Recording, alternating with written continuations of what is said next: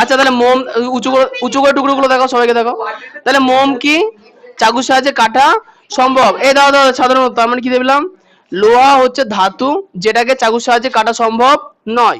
আচ্ছা স্টিলটা নাও, স্টিলের স্কেল নাও, কাটার চেষ্টা করো, কাটা যাবে? মেশিন না, হাত দিয়ে চাকুতে কাটা যাবে? যাবে না। এবার তুমি সোডিয়াম ধাতু নাও, প্লেটের উপরে নেবা। এত ভয় বলছে, বোম দিয়েছি হাতে। সোডিয়াম ধাতুকে কাটা যায় কিনা দেখো তো, ঘষে ঘষে শক্ত করে।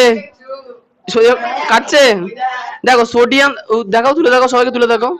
সোডিয়াম ধাতু, এই দাও দাও, দেবো সবাইকে দেবো। তাহলে এই কথা না বলে কি করে, তাহলে সোডিয়াম ধাতু চাকু সাহায্যে কাটা গেল কি গেল না? গেল।